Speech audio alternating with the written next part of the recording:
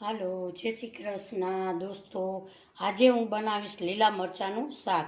તમારા ઘરમાં કોઈ પણ શાક ના હોય તો આ લીલા મરચાંનું શાક બનાવી શકો છો। આ શાક પૂરી, થેપલા, પરોઠા એની સાથે તમે ખાઈ શકો છો। આ શાક 5 જ મિનિટમાં ઝટપટ બનાવી શકાય છે। આજની મારી રેસીપી તમને ગમે તો લાઈક ને સબસ્ક્રાઈબ જરૂરથી કરજો। સૌપ્રથમ તીખા અથવા મોરા મરચાં વાપરી શકો છો। તમારા ઘરમાં કેવા પસંદ કરવા એ તમે નક્કી કરી શકો છો। મેં અહીંયા મોરા મરચાં લીધા છે। જો મોરા મરચાં હોય તો તમારે બી કાઢવાના જરૂર નથી હોતી। આવી રીતે મરચાંને 2 પાણીથી મેં ધોઈ અને સાફ કરેલા છે।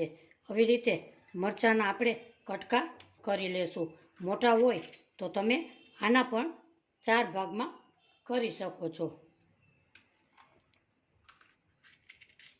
આવી રીતે આને પણ તમે મોટા હોય તો 4 કરી શકો છો।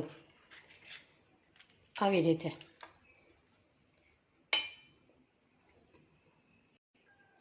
અહીંયા મેં બધા મરચાં સરસ કટ કરી લીધા છે।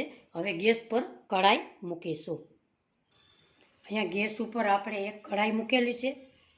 2 ચમચી જેટલું એમાં તેલ ઉમેરીશું। તેલને આપણે ગરમ થવા દેશું। આપણું તેલ ગરમ અહીંયા થઈ ગયું છે।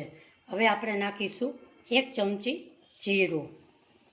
ગેસની ફ્લેમ અત્યારે આપણે ધીમી રાખીશું। 1 ચમચી સૂકી મેથી, 1 ચમચી તલ, 1 ચમચી અજમો, 1 ચમચી વરિયાળી।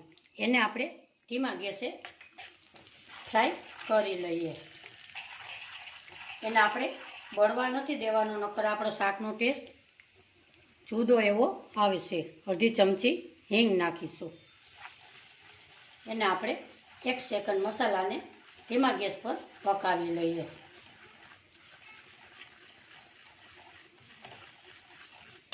હવે આપણે મરચાં ઉમેરીશું। હાઈ ફ્લેમ ઉપર આપણે એને 1 મિનિટ પકાવી લઈએ। જો તમારે ફ્રાય કરવા હોય તો તમારે એકદમ પકાવવાના નથી, આપણે અહીંયા શાક કરીએ છીએ।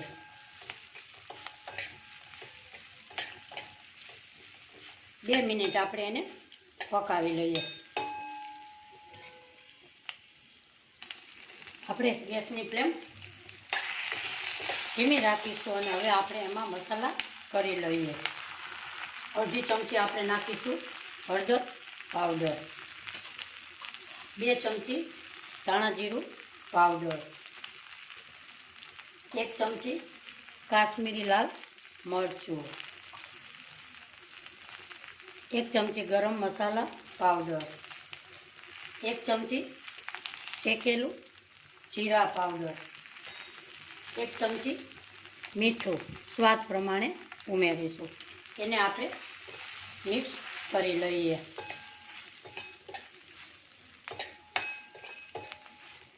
મિક્સ બધું થઈ જાય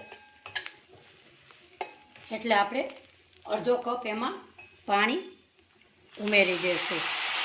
આપણે અહીંયા શાક કરવાનું છે એટલે આપણે મરચાંને એકદમ સરસ શાકની જેમ જ સોફ્ટ બનાવીશું। એને આપણે 2 મિનિટ ઢાંકી દઈશું। આપણે અહીંયા મરચાંને 2 મિનિટ થઈ ગઈ છે। હવે એને આપણે ખોલીશું। આપણા મરચાં સરસ એકદમ સરસ સોફ્ટ થઈ ગયા છે। એમાં નાખીશું આપણે ચાટ મસાલો। તમે આમચૂર પાવડર પણ ઉપયોગ કરી શકો છો। ચટપટો સ્વાદ દેવા માટે અડધું આપણે લીંબુ નીચવીશું। વરિયાળીનો દરદરો એવો ભૂકો નાખીશું।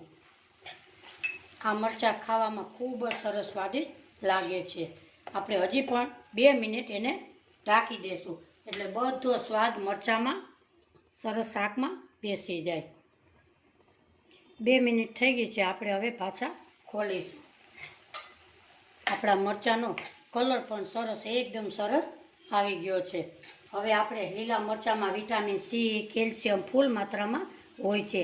આંખ માટે પણ સારા હોય છે. વાળ માટે, શરીર માટે પણ ફાયદો કરે છે. આ શાક ખૂબ જ સ્વાદિષ્ટ લાગે છે. દોસ્તો, આ મરચાંનું શાક તમે ભાખરી, થેપલા, પરોઠા, દાળ, ભાત એની સાથે તમે સર્વ કરી શકો છો. આપણા મરચાં શાક સરસ તૈયાર થઈ ગયું છે.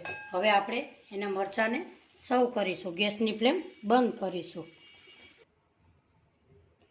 આ શાક ખૂબ જ સ્વાદિષ્ટ લાગે છે. દોસ્તો, આજની મરચાંની રેસીપી તમને કેવી લાગી એ કોમેન્ટ બોક્સમાં જરૂરથી જણાવજો. આજની મારી મરચાંના શાકની રેસીપી તમને ગમી હોય તો લાઈક, શેર ને સબસ્ક્રાઈબ જરૂરથી કરજો. ફરી મળીશું એક નવી રેસીપી કે સાથ. આવજો. જય શ્રી કૃષ્ણ.